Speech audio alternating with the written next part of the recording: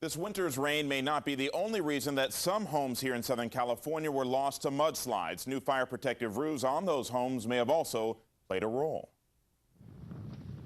How can a firestorm lead to this? Houses sliding down a hillside in a rainstorm.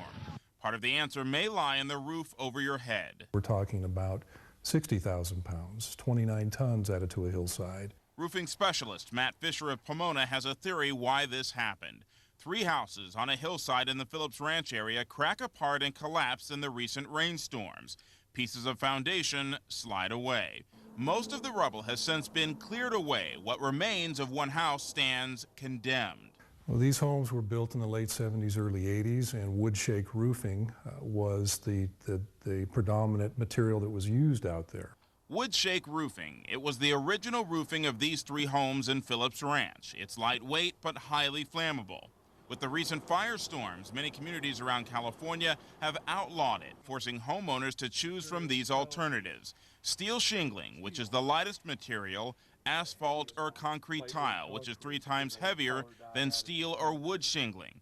Matt says all 3 of the collapsed homes have recently been refitted with concrete tile roofs. They've added 20,000 pounds to each home. That's 60,000 pounds.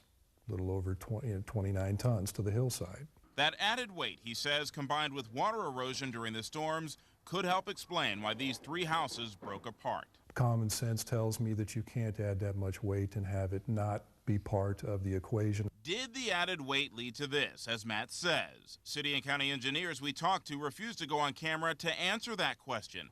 But off camera, they said existing building codes, which they help enforce, would have insured against too much roof on these houses. The structural engineer indicated that the house was built structurally sound and it would accommodate the new roofing system. Earl Patchul, a homeowner in Anaheim Hills, found out the hard way that city engineers can be wrong.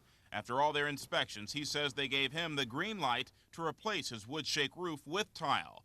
Next thing he knew, instead of having a smooth finish on the wall, I now had a lump to deal with on the wall.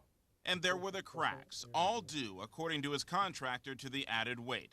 The moral of the story? A home sitting there for 20, 25 years with 2.5 tons, suddenly to be re-roofed with a product that's going to be 12.5 tons, to me, just is not a wise choice to make.